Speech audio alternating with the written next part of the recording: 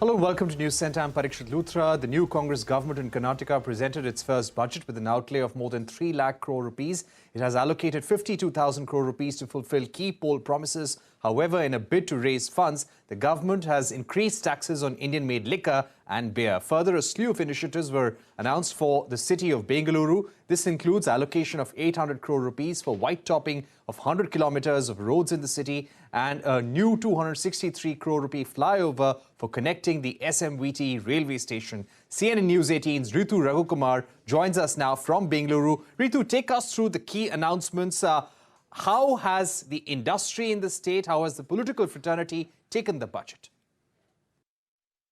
Karnataka Chief Minister Siddaramaiah presented his 14th budget with an outlay of 3.27 lakh, and the major chunk of this budget will be for the 5 guarantees that the Congress party announced during their manifesto earlier this year in the month of May ahead of the assembly elections. Now, the Congress government has said that the government will be spending around 52,000 crore for all the 5 ambitious guarantees to be implemented annually, and also that now important is also that the opposition is also attacking the Congress government for increasing the taxes the way that the government is trying to mobilize the fund for the guarantees.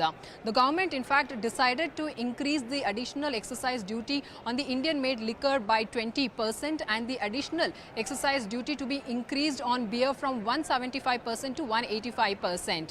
Now, what is important is that what is in the budget for the IT city Bengaluru. In fact, the Bengaluru will be getting more upgraded roads. Around 1,000 kilometers of roads will be upgraded is what the government has said, and around 800 crore will be spent for the white topping, and majorly that the 20 sewage treatment plants will be upgraded as well. So that's majorly for the IT city Bengaluru. On the other part, there was a lot of controversy related to the Nandini brand earlier during the election when the BJP was in the power. So this time the Congress government in their budget in fact has said that the government is very much confident and ensuring that they will be protecting the Nandini brand at any cost across the state and also try and promote it to the international level as well. On the other hand, the government has also said that they are committed to implement to replace the national education policy as well. So yes, that is majorly about the budget of the Karnataka this time. All right, let's go across to the chairperson of the Congress Research Department and former MP in the Rajya Sabha, Rajiv Gowda. Mr. Gowda, thank you so much for joining us here on News Centre. Let me begin by asking you about brand Bengaluru, which found a mention in this budget in a great way. How will the budget do when it comes to decongesting the city of Bengaluru, improving the infrastructure and also dealing with waste management? The announcements that we see, how different are they compared to last time, and how will this government be able to deliver when it comes to these priorities?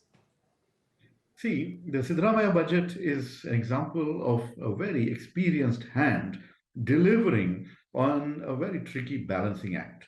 If you pay attention in detail, it is not just a budget for Bengaluru, it's also a very significant budget for rural Karnataka and farmers, also for the poor. Okay, there's a tremendous thrust on all these directions, including healthcare and education and implementation of social justice across disadvantaged communities. There are a lot of imaginative solutions, but to respond to your question about Bengaluru, one of Bengaluru is losing out on a tremendous contribution to GDP because people are stuck in traffic. And what we need to do is improve our ability to move people.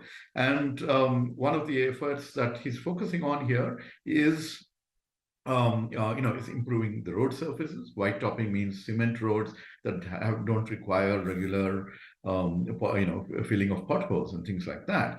The second thrust there is one more metro line extension, and a third is to ensure that the suburban rail project, which will use existing rail infrastructure, that also moves forward much more rapidly than it has. So all these are aimed at moving Bengalurians around faster, and that would enable us to be more productive and less stressed.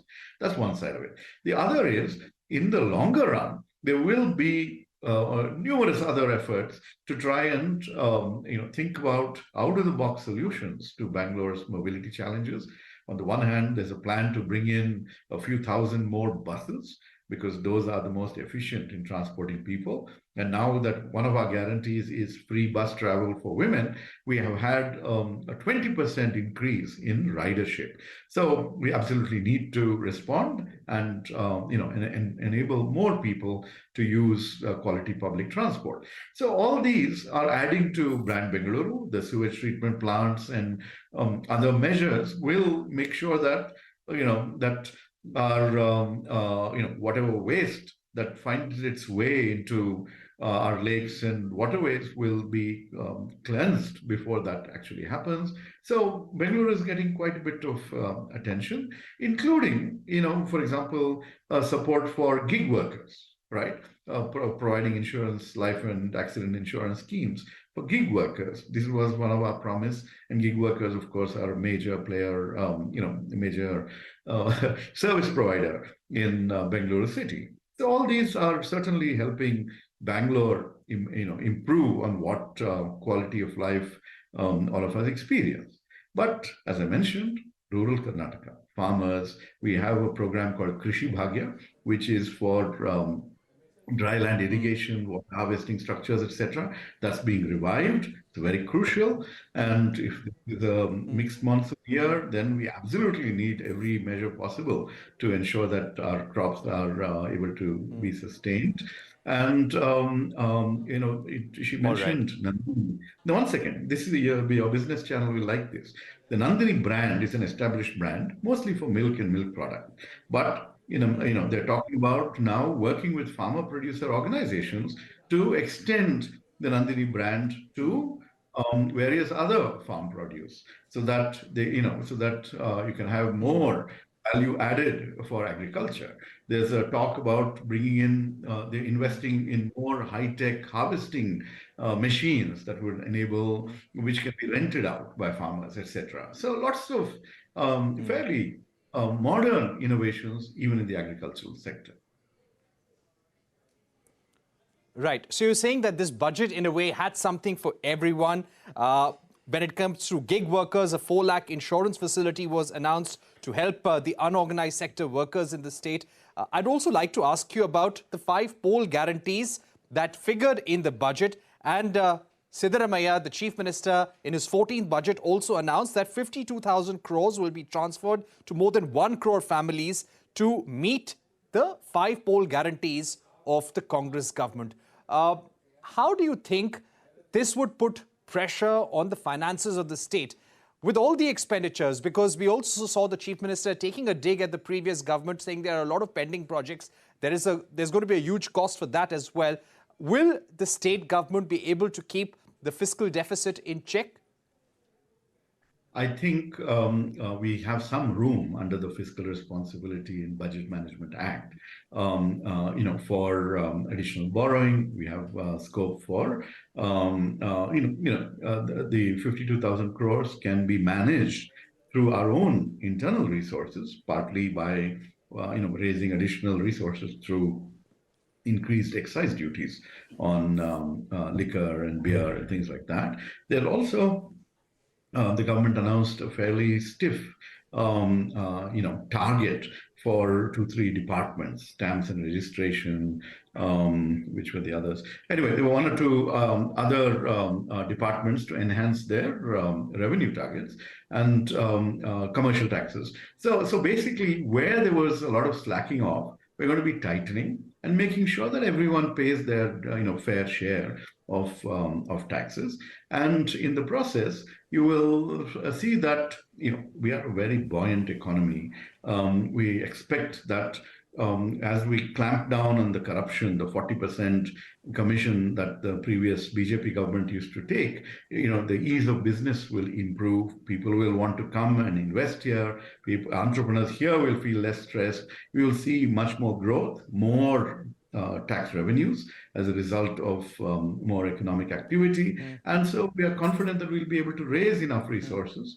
Some projects that were not required may be axed, but also what we might do is, already we have, for example, rationalize various welfare under the larger umbrella. right? So, so the five guarantees Right. will be funded and through our own resources without. This is where Siddaramaya's experience comes in. I think 14 budgets already, and is able to find the resources, balance things, and generate the confidence that this is a stable, sensible government with which will not be fiscally responsible. When it comes to employment generation, also attracting more investments, we have been seeing a lot of investments going to states like Telangana, Andhra Pradesh, Tamil Nadu, Karnataka.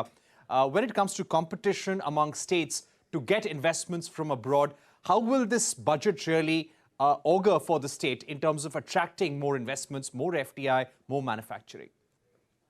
So, that will follow after this in the way we govern, in the way we, work with investors and others, both domestic and foreign. And Karnataka has been blessed with, with a tremendous availability of talent. We draw talent from all over India and to some extent from around the world. And this critical mass attracts companies and others who want to come here and invest and grow their companies. And our job as a government is to facilitate, to make sure that companies are able to do this without, losing too much time and effort in various kinds of roadblocks, right? And that I think will be our aim, to make sure that companies will be able to come and invest and do better. Our job is to ensure that everyone else is also taken care of. So, for example, our initiatives on skilling, there's some mention in this budget about skilling people in rural areas, people from disadvantaged backgrounds, and ensuring that they become, well equipped to become part of the workforce of these investor companies. And in the process, all this will create, I think, a virtuous cycle, good feedback from the government side, from the private side, and momentum for growth. I'm happy to see other states do well, but I don't see it as competition. I see it as all of us, growing the Indian ecosystem. All right, Mr. Gowda, we've run out of time, but thank you very much for summing up the priorities of the Siddaramaiah government, the Congress government in the state, and what they're going to be doing for Brand Bengaluru, the agriculture, the farmers, the gig workers, and the industry in the state. On that note, we take a short break. But up next, BJP is getting into election mode as well. They've announced names of election